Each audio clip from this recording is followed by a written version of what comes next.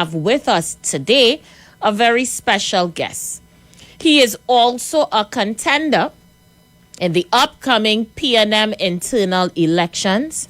He is vying for the post of political leader. One of the most talked about candidates in this election, and people don't even know his face. Well, he is in the building with us today. I'm talking about none other than Junior Barrack. Good afternoon to you, sir, and welcome to 919. And thank you for having me here, and good afternoon to you, sir, and also and your listeners. Thank you so much. So tell Trinidad and Tobago, who is Junior Barrack? Hi. Junior Barrack is a person who has ideas and affiliation to move people forward. Like, for instance, I have a burning in my heart for injustice and other things, and therefore I find myself working in communities from Caranage right up to Matura, helping people navigate their housing and their social and development needs. So I have been involved in squatter regularization for a long time, working in Scorpion, working in places like Bagatelle, working in places like... Just adjust your mic for a bit. People say they're hardly hearing your voice. Turn the mic up. Yes. Great. Right. Thank you. And working in places like San Grande and other places. Born in North, where I did a significant amount of work in Borne North, Windy Hill, and I have been engaged in much of that kind of areas. I also did lots of work with the Shouter Baptists, where I was instrumental in working towards getting them their holiday. I work with the Orishas very closely for them to apply for their Lord Shango Day, and that resulted in much of the laws that were against the organization, the group. In the summary offences ordinance, you had laws against shack, played the shack, beating the drums, and those areas and so on. So those laws remain in the books, and they were removed as a result of my activities. So I have been working along that line. One of the things I'm most proud about is preventing the removal of the Emancipation Day as a public holiday. I work with Mr. Cambon and others, including N2 Springer, to ensure that Emancipation Day remained a public holiday. I was actually even threatened in Parliament to be put under the Privileged Committee, because of my activity. So you served as a temporary senator at one time? Well, I was actually a temporary senator in some times during the NAR period. Okay. And then I was a senator during the when Mr. Manning was the Prime Minister and Mr. Pandey was, of course, opposition. Okay, awesome. So you're a man on the ground, you're a man of the people. How long have you been a member of the People's National Movement? Yeah, well, I came to work with the Mr. Kokorita. I know them, radio favorite Kokorita. Everybody knows him. He came to me and asked me to go and work with the Boynes, and he said there are two brothers I would like you to go and work with them. Okay, so you worked with the Boynes brothers, yes. Roger and Ronald. Right. Got you. So I went up there to work with them, and about 3 years after, I became an official member. Right, but I was the personal assistant to Mr. Boynes. Okay. And when he was Mr. Roger Boynes, when he was Minister of Sport, I was the advisor to the chairman of the regional corporation for 7 years. So I worked with Ronald very closely for 7 years. So isn't it weird that Ronald and you are now contesting for the same position? How is that working out? Well, I did ask him if he was running, right? And he told me he was not. First he told me he was not running. Then he told me he is considering it again. Right. So, but I believe that if he had told me that he was running, I might not have come into the race.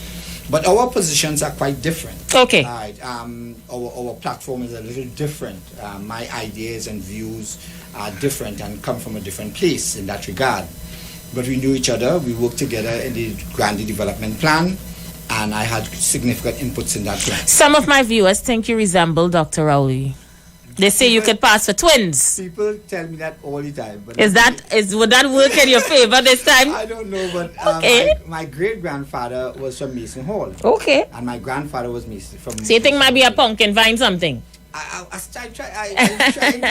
believe there must be some connection because my great-grandfather had 14 children. Oh, interesting indeed. Yeah. So everybody's asking, what made Junior Barrack, they call you the Woodford Square champion, they say you've been around town long. Yeah. What make you decide, you know what, I want to be the leader of the PNM? Did you just wake up one day and decided this is what you wanted to do? Or after much consideration? Yeah, Tell us. It was neither a desire to become the political leader of the party, or was it a great consideration. What happened is that I'm in the General Council right now, and Mr. Boris Harvey will come to the General Council and he will always raise the matter of the International Decade for People of African Descent. Right. So on one occasion, his behavior was as such that the chairman asked him to do a proposal. And when Mr. Hines got up and tried to shut down Mr. Harvey, I got up after him and in support of Mr. Harvey. And the chairman appointed both Mr. Hines and myself to work with Mr. Harvey on the International Decade for the Harvey called me maybe 2 weeks ago talking about that right here. Yeah. So careful how you trod in, because I hear about that story. I hear there was a document and they buried it in General Council and all kind of bacchanal. That is true. So Harvey wasn't lying? No, he wasn't lying. Oh, As a matter of fact, it was really, really bad. Oh God. What happened is that the chairman appointed the committee. We met. We consulted some members of the African, what Mr. Hines called the African intelligentsia, and we really worked on the document. Mr. Harvey gave me the permission to do the document, and he came in General Council and he told General Council they should congratulate me for the work that I did on that document. Okay. Right? So if I say I wrote the document, it wouldn't be a problem. Okay. Because he admits that. Okay. Right? Now, the document was done. It came to General Council, and I was allowed to make a presentation on it. It was well received. I sustained applause for the presentation in General Council. But the document itself was never presented to General Council.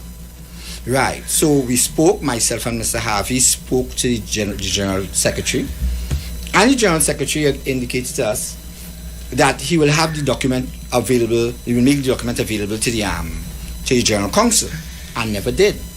The next thing we heard is that the committee submitted the document to the leadership. But that's impossible, because the leadership did not appoint the committee. The committee was appointed by the General Council, and therefore the contents of the document is for General Council. But this is one of the reasons why I'm so angry with what they did. They took the document away from General Council for making decision, and they kept the document and hide it. And up to this day, General Council has not seen Let me back out of that bacchanal, quick and fast, because that's going to take us away from our interview. But hopefully, we would sit down one day and decide where this document went. Right. So, back to you running for leadership of the party. Who do you think you're appealing to in the party? Because I'm asking this question off of the sense where I have interviewed, well, now you make it 3 out of the 4 candidates running. I'm yet to speak to Dr. Rowley. And everyone seems to have a section of the party that they speak to. Karen is into her finance, so she talks a lot about the economy. You know, I've interviewed Ronald. He was into a lot of community work, and of course, he is into that type of thing. Who you think your base is when it comes to the PNM? Well, it's one. I have worked extensively with the squatting community. There's no one on the ground who has done work in that regard. Right. That. I have worked with the Baptists, the Oratias, and so on, and that is another areas and so on. But as a person running for the leadership of the party, your base, the area where you do most of your work is not only where the people that you have to represent, right? I believe I have a vision that will incorporate all people in development. I have a philosophy of development, and I also have a concern for public servants and other things and how they are treated. I have a line of ensuring that, for instance, public servants are treated with greater respect, and they should be paid more. They should be paid better. You have a situation where we put all the emphasis on the politicians and forget that public servants are the ones who really run government, because all the administrative function of government is done by the permanent secretaries, and the policy comes from the government. So the minister ensures that a certain policy position takes place and the public servants have to implement it. He does not implement it. And if there's any corruption, when we blame politicians for corruption, they can't do nothing because they have no control over the administration, except that there are people in the administration who are engaged. So let me see if I get this correct. Your first line of business, if elected member and leader, if elected leader of the People's National Movement, is going to go to your ministers, your executive arm, and read them the riot act. In that regard. In that regard. But my first order of business, talk to us, as a leader, is to straighten the party out. The party. Okay. Especially where we have the situation of the so-called separation between the government and the party. I am saying that there is no separation between the government and the party. So you're not going to separate them? No. They should not be separated. Okay. Because in the Constitution of Trinidad and Tobago, the party is mentioned. Okay. The leader of the party that commands the majority in the House of Representatives become the government, become the prime minister. So there is no separation there. Then we have the crossing of the floor, and that is in the standing orders. If somebody ceases to be a member of the PNM, he ceases to be a member of Parliament. Okay, so you're going to make sure once you cross the floor, you're out. Well, you can't go up on a PNM ticket, and when you reach it, decide it will be PNM. And that is the law. Okay, go ahead. Mr. Manning insisted that it was so, and he ensured that the standing orders reflected that. Right, go ahead. So therefore, all members of Parliament and government are members of the PNM. Right. And are answerable to the PNM. Got you. Right. So that is one area that I want. I want to see the executive report properly, especially on policy. Back to the party? Yes. Okay. And that the General Council, which is the highest body operating outside of the National Convention, that the General Council is respected and given the decisions on policy that it ought to take. And when that occurs, it means that if the National Executive has a policy position they want to bring to government, they must first pass it in the party, because the party is in power. Right. Right. So you mustn't wake up one day as a member and then read about a policy the government passed. You want them to come to the party before, tell us what they're going to do, and then go into Parliament and pilot it. And that is what they ought to do. Okay. It is the law. Okay. Section Article 13(1) of the Constitution of the PNM. That is what it says. The national. So in other words, you're saying the executive now is acting outside of the law? All the time. Oh God. All the time. You're saying you're being brave here, No, Mr. no, Barrack. You're being really, really brave. I'm making that allegation all the time. Okay. Throughout my campaign, that is the reason why I'm here. Okay. Right, because... Right. But remember, if elected as leader, you're going to have to work with some of these people. You don't want to rub them the wrong way. No, I'm not rubbing them the wrong way. I'm speaking the truth. You're just talking the truth. Go ahead, no problem. And I'm quoting the necessary areas. I'm asking them to do what they're supposed to do. I'll give you an example. Right now, we are facing a lawsuit with Miss Karen I'll ask you your thoughts on that in a short while, though. Okay, Eh? good, yeah. But go ahead. Don't go too far in it. I just want to ask you your thoughts on it. Let me. You want to go one time? Yes. Let me go one time. Right, What's your thoughts on right. Karen Nunes Teixeira taking the party to court? Right. She took the party to court, and my thoughts is she has certain points which are, in my opinion, valid. We don't know where the ballots will be kept. So these are concerns you also Yes, share? I share these concerns. Okay. We have no security. Right now, we don't have security of ballots. Right. Mrs. Teixeira is also making a very important point.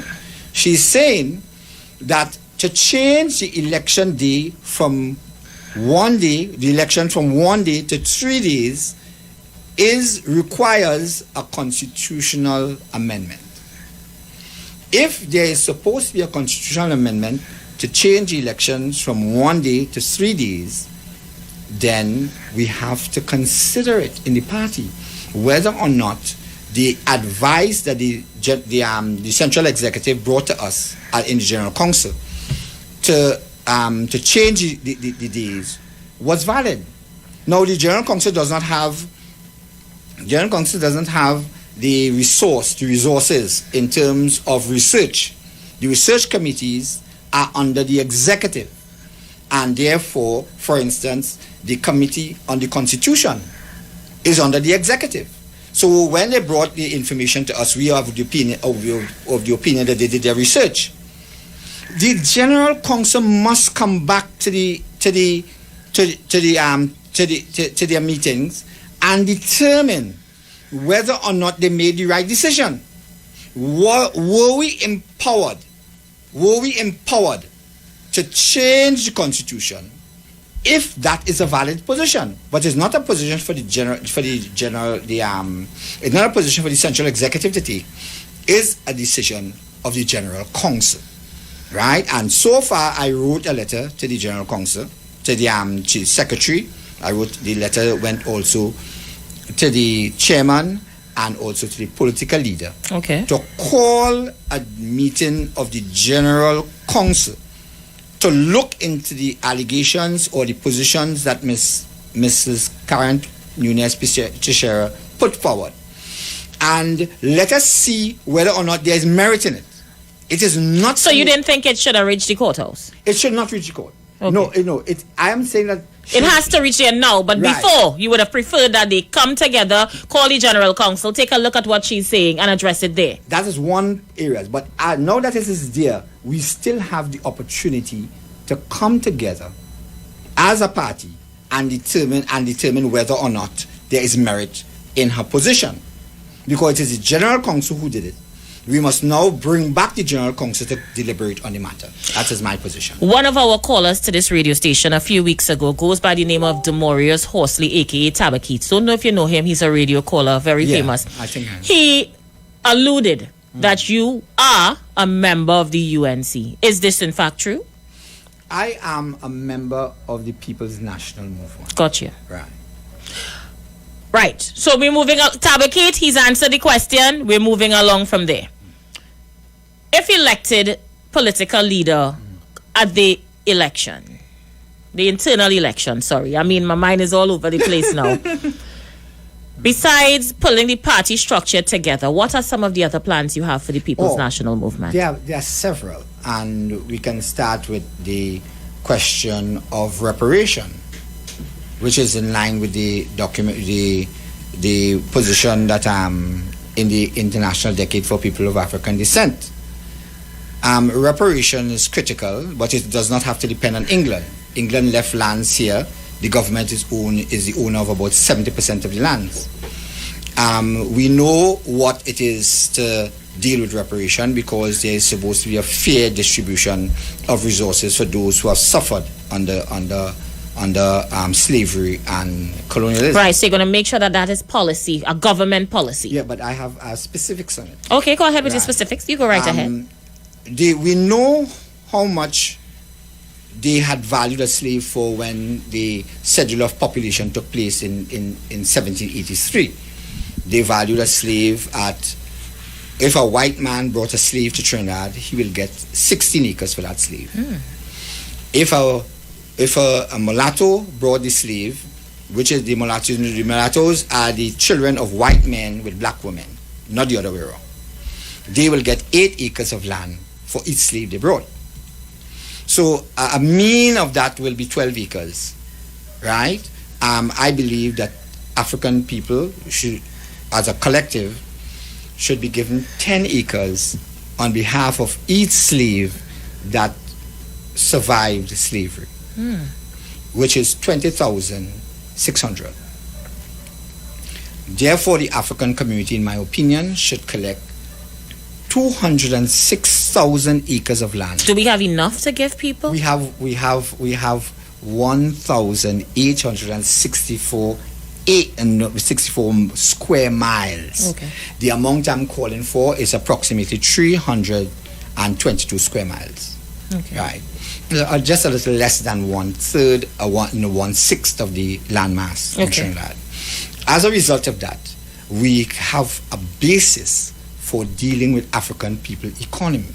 Right. I'm saying it off my head right now, but I can think about 8,000 young African families getting 5 acres of land for cultivation. I can think about going back into cocoa, because this is a gilt-edged product on the international market. We can go back into coconut, because the oil is the superior oil in the world right now, the coconut oil. We can go into teak, mahogany, cedar. So your campaign and, of course, your stint as leader is going to be centered around upliftment of African people. You're not apologizing for that? No. I cannot apologize for that. I'm promoting that area. That's why I wrote the book. But for those in the party who would say PNM is a national party and PNM represents all, what would you say to those people? Well, I say yes. It's quite so, but remember, I have worked with the Syrian community. I've never disrespect them or underrate them. Some of my great philosophers and idealists and so on are like C.K. Raju. He's a brilliant mathematician, philosopher. As a matter of fact, the concept of the doctrine of discovery, I learned it from him. I learned about the travails of East Indians under the British, the 35 million of those who died under starvation, how they took away all their industries. The Industrial Revolution in England was really based on stealing the industries, the textile industries, the metal industries from India. Right. And so I am into that kind of areas, and so on. I know about the so-called areas of blaming Hindus, particularly Brahmins, for committing acts of violence and control over East Indian people, and that's a complete lie. Right? So you're well knowledgeable on this field, so you're pushing forward in it. I study these areas. We have 1 minute for a break. When we come back from a break, I want to open the phone lines and allow your hopefuls to call in and chat with you. Of course, internal elections is on the way. I'm going to give you opportunity to talk to the electorate, and of course, we continue this interview. Yes. So we're going to pause for a cause, people. When you come back, you will be able to call in and speak to political leader, hopeful Junior Barrack. That's in Barrack as Barack Obama. We'll be right back. Stay with us. The doctor say he here to stay. Just take it cool. He come to rule. So play your mass. Forget the past. Jump up and play. PNM way.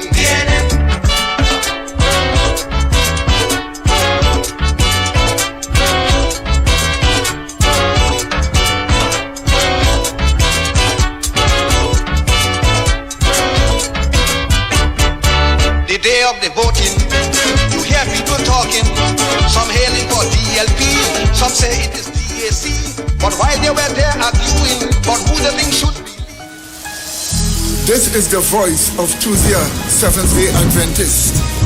We are preaching emergency alert broadcast, which is from the Tuesday, Seventh-day Adventist Church.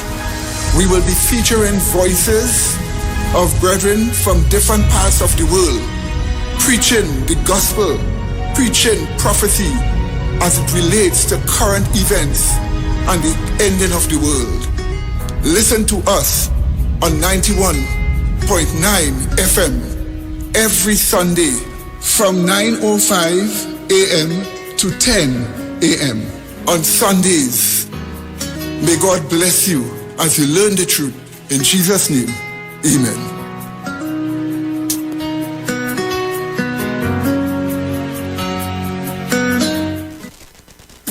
You've got bills to pay, and so do we. Let's go pay some bills on the street 919 FM.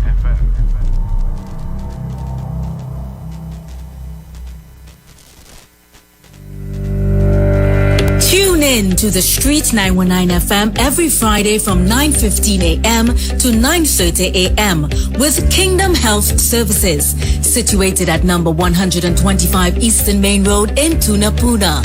For the program, Health and Healing, merging the old with the new with Mr. Brent Diet. For more information, call 318-7471 or 484-0141 or 360-4100. It's all about Kingdom Health Services on the Street 919 FM.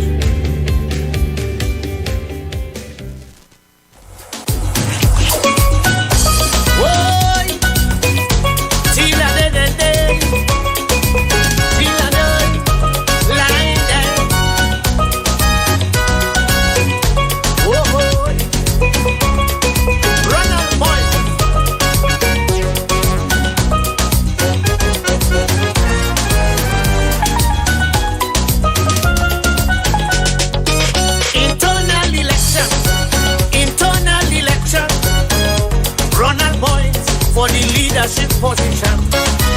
A hard-working soldier for years in the PNM. He went for the leader of the party, so there we support with friends. Hey, Ronald boy, for leader of the party. Come on, everybody. Ronald boy, we supporting a hard worker. It's all about the fastest growing reggae show in the land without a doubt. Right here on the Street 919 FM. Each and every Sunday from 7 p.m. to 9 p.m. With yours truly, MC Duke, alongside Selector Kochi. So make it a date and don't be late. Rock and come in, so line up, link up, creep up. You don't know reggae rock each and every Sunday. Salute God Amari, King Selassie. Pray that. Share the live. The Street 919 FM on Facebook and Instagram. Share the live. Iowa George on Instagram. Share the live. Iowa TV and Street TV on YouTube. Share the live. The Street 919 FM. All right, PNM people, we are back, and we go directly to the phone lines. Feel free to call in and chat with Mr. Junior Barrack. He is in the building. I'm going to give you opportunity to talk to PNM supporters, you know, your supporters, if elected at this election. Go ahead and talk to them. Tell them why voting for Junior Barrack is the best decision that they could make. Yes, it is indeed the best decision. I will ensure that there is a direct relationship between the party and the government. I will ensure also that the General Council is properly informed and engaged in policy making, so that the members of General Council, who are the representative of the constituency groups in the constituency, will be able to carry back the policies of the party in the constituencies and down to the PNM's party groups, so that the entire party will be engaged in development and policy making and government. The other area I will ensure is that we have a proper philosophy of development for Trinidad and Tobago. It's a very important aspect. What is happening right now in terms of a philosophy of development is that we are still operating in the 17th, 18th, and 19th and 20th century mode. The laws of Trinidad and Tobago still keeps us there. Section 6 of the Constitution give priority to the laws of the colonial period over our fundamental rights in Section 6 and 5 and 6 of the Constitution. And as a result of that, we are still operating in 18th and 19th century mode. And that cannot be. We have to amend our constitution appropriately, and we have to ensure that the rights and freedoms of the people guaranteed under Section 4 and 5 are accessible to the people of Trinidad and Tobago. All right, the lines are open. We are taking your calls. We have a caller on the line. Caller, you are live. Good afternoon, Isha. Good afternoon. Good afternoon to Mr. Barrack. Good afternoon. Good afternoon. I want to ask you one question, please. Do you find the political leader, what we have right now, Dr. King Christopher Rowley, do you find he doing a good job? No, I don't find he's doing a good job. What? I just said no. Yeah. Mama.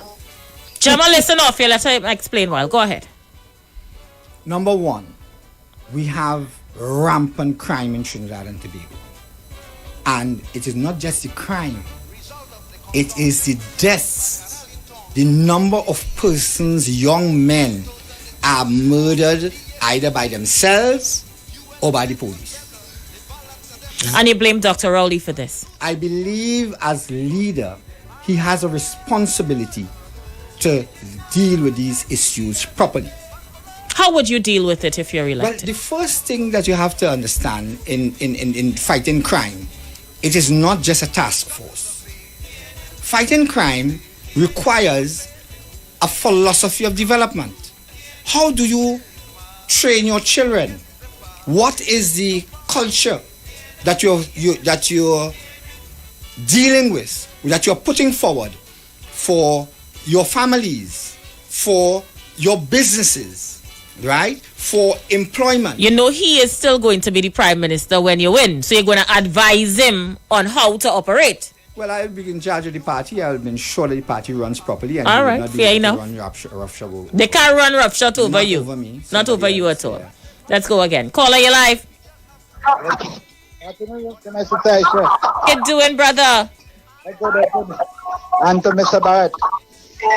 I'm listening to Mr. Barrett very well. And if the two of them are going to fight Dr. Rowley, all of them interested in to take Dr. Rowley work to control the PNM party. And they could have the say. All he's saying is what PNM have in place already, you know. He has said nothing to me that PNM don't have in place, you know. I am 17 years old, you know. Me now coming to say a little boy that is trying to fool. Understand? The PNM party is the only institution in this country and in the West Indies that stand firm. And this is the intention to mash it up. I don't want to mash it up. Nothing. Thank you, Andrew. Listen off it. They say you come to mash up the party, Barrett. How do you respond to that? How do you respond to that? They're blaming you for coming to mash up the PNM. Go ahead. Every suggestion or every speech I made and every act that I have done for the last 21 years or more in the PNM has been its promotion. I have done work in communities promoting the PNM. I'm in general counsel. My work, I make suggestions all the time. I have in the document, the very document that we talk about that is denied in general counsel. It asks the PNM, the leadership, to go back to the constituencies and engage all the major players in the constituencies for the purpose of hearing their views, so that we can bring the party together before an election. And in order to implement the International Decade for People of African Descent, we must be in power for at least 10 years. Right. So I have put forward proposals on those areas. Now, a person can make a statement like that and probably feels that makes sense. But if you don't hear what I am saying, if you don't know what I have done, then what is the basis of that? That has no basis. So you're saying they're just mischievous. They're just mischievous. Well, yes, they have an opportunity to ask me. But they're calling in now. Let's see who else is there. Caller, you live. Hi, sister. Good evening. My brother from Barrack, welcome. And to the gentleman sitting there with you. Thank you. Just tuned in, and I heard, I hope I'm, so you could correct me if I am wrong, that this gentleman wants to give African people land. Is that so, sir? Yes, he's running for political leader of the PNM. Reparation, yeah. And you intend to give African people reparation. Yes. Do you intend to be prime minister? Yeah. If I what? Do you He intend to be prime minister? That's what I'm running. All right. So thank you. So let me ask you something. I am East Indian descent. I have no land, and our government comes into office, and I've been taught as a young East Indian man that Dr. Eric Williams used a phrase recalcitrant and cowshed. That we went to school in cowsheds. So I know I have a hate for the PNM. But here comes a black man within the same PNM that I hate, telling African people in Trinidad and Tobago that they are entitled to land. You think I'm going to sit down and roll over and let you give land to African people? You think the other supporters of... No, he's talking about supporters of other political parties who have this intention, how they may feel about your policy. If you intend to attract other races to the party, they would feel exclusive because they believe that one group of people now is getting economic benefits and they are not receiving any. How are we going to balance out that? Afia Barataria, he's going to answer. Go right ahead. Yes. First of all, you have to take into consideration that African people were enslaved. They were taken from their homelands in a difficult journey, and they were enslaved in the Caribbean and Trinidad and Tobago. Right? That's the first area you have to understand. The Prime Minister himself have called for reparations. And everybody knows that the African community is at a grave disadvantage in terms of their position of economy in Trinidad and Tobago. Let us take, for instance, you as an East Indian man. When your ancestors came to Trinidad, every one of them who wanted to remain in Trinidad and Tobago got 5 acres of land. We have not complained about that.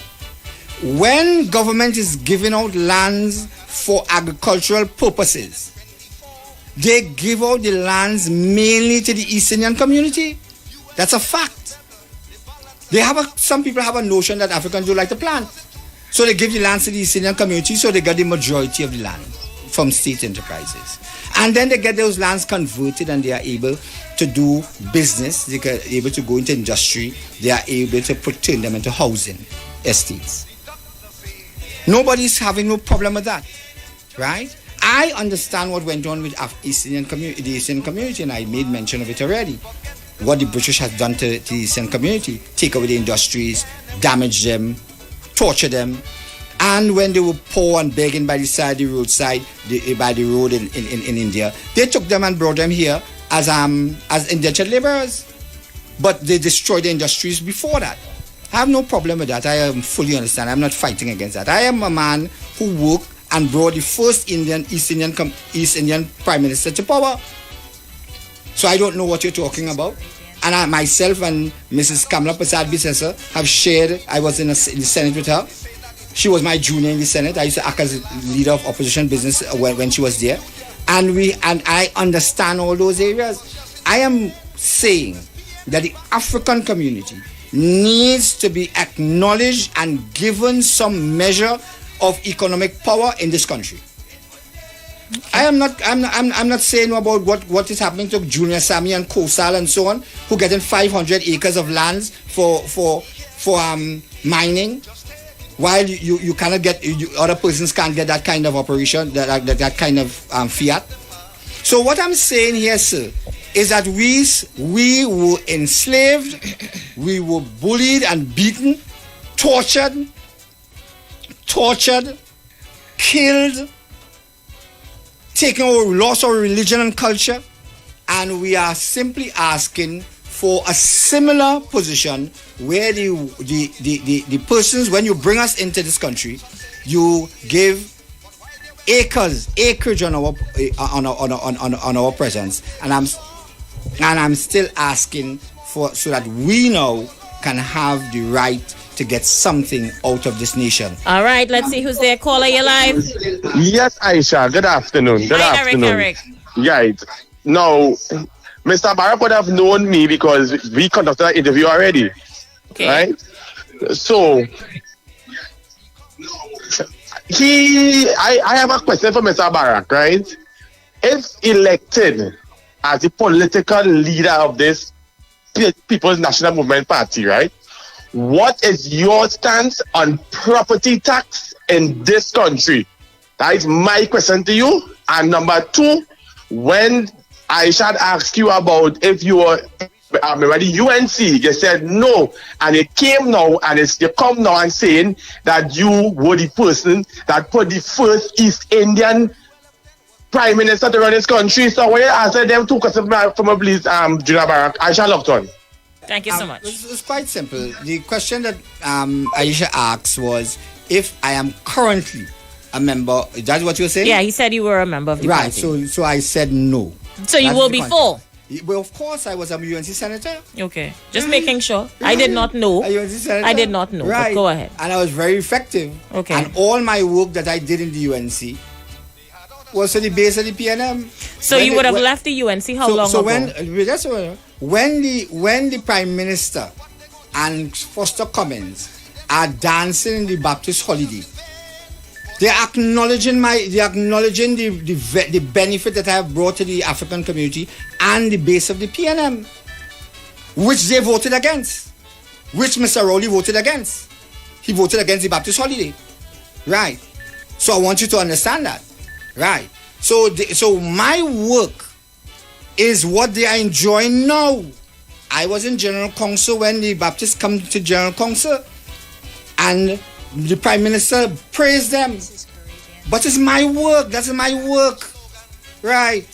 And therefore, you cannot take my work that I have when I performed it when I was in the UNC and condemn me for being in the UNC and jumping up in my work right now. Okay, so you're saying those who are condemning you for once being UNC are hypocrites. That is exactly what you're calling that. Them. Is what. How long have you left the UNC? I left the UNC around 1997, 1998. Okay. I resigned, and after that I started working with the boys. Okay, so you came into PNM shortly after. About 1999. Yeah. Caller, you live.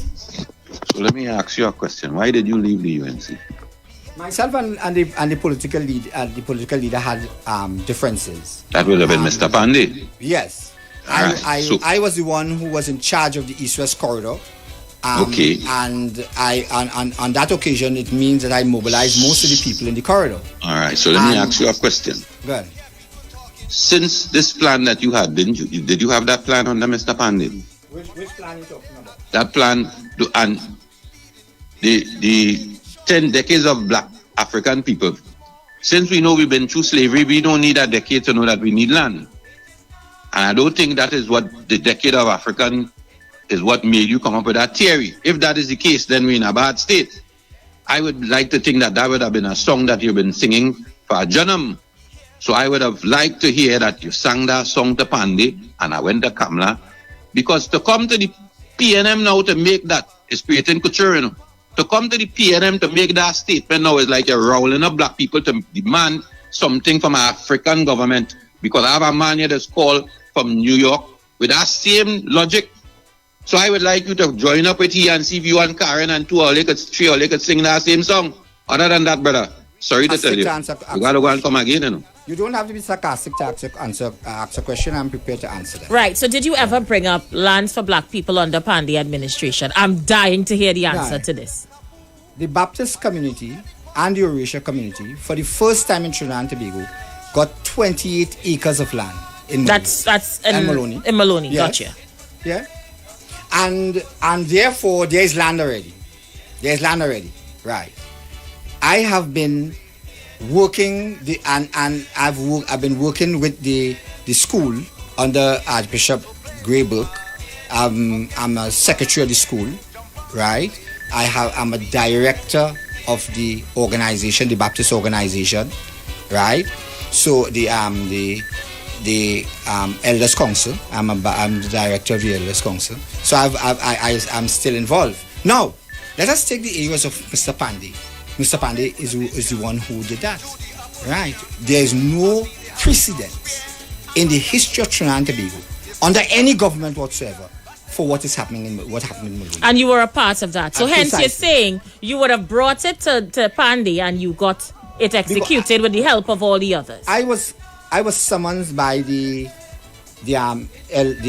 council, the Congress, the National Congress, and they summoned me to explain to them the benefits of the holiday that involve Sterling Belgrove. I know him well. The Ray Braffett and other members of while I was in opposition, I was opposition senator at the time. Yes. And they called me to explain to them the benefits of the holiday. And I told them, not only would you be able to get your religion taught in schools, and you will get lands, right? You will get lands. You will get lands. You will be recognized. Before we forget, what is your position on property tax? Because we're almost running out of time. All right. Property tax is a normal thing all over the world. Okay. Right? It's normal, and people would be expected to pay property tax. But the quantum of property tax, or how you go about it, is determined by your overall philosophy. If you are expanding the economy, which I suggested with the area of lands for reparation, it is another track of the economy that you're expanding there. You're opening a new area of the economy, which will bring in revenue. Right, and I have not spoken about decentralization. I have not spoken about diversification. I guess we have a lot to talk about over the next few weeks. Yeah. Let's take this call very quickly. Caller, you're live. Good afternoon. Hey, Demorius Horsley Tabakit. I referenced you in the program earlier. Oh, thank you. Look, let me ask the brother two pertinent questions. Number one, did he give up his lifetime membership with the UNC? And I would like him to tell me what is the main reason he left the UNC. And if the UNC forms the next government and offer him the Ministry of Agriculture, will he accept a ministerial position as Minister of Agriculture to execute what he is saying concerning African people? That's the three main questions. Thank you. Thank you. This is Tabakit. Remember, I told you Tabakit was the person who... He's saying three things. One, he's saying if you give up your lifetime membership. I don't know people that get lifetime membership for parties, so I need to know. PNM has it and UNC has it. So you gave it up? I never had a lifetime. You never had one. Yeah. Right, that's one. Two, he wants to know if UNC forms the government tomorrow and give you a Ministry of Agriculture, if you would go back to the UNC. No, I am staying in the PNM because I make it absolutely clear that the PNM is the holy grail. Yeah. Right. I love it. The PNM party is the holy grail, and I found the holy grail when in I the PNM. And last question, he asked you, why did you leave the UNC? I left the UNC because of differences between myself and Mr. Pandy. All right, closing comments. We have a minute to go. Junior Barrack, he's going to be with us next week as well. All the questions, all you have for him, hold it till next week. Closing comments. Right now, the phone line's crazy. The live hot. My show done. Yeah. A minute to go. Yes. I am running for political leader of the PNM. I believe I will make a great leader. The people of the Shouter Baptist, the squatters, and all those people know of my dedication to my people. I have never wavered, and I have delivered. If you vote for me in this internal election, you know the person you're voting for, and I will deliver for you. Thank you so much, people. We're out of here until Monday. Be safe on the nation's roads. Have a good one.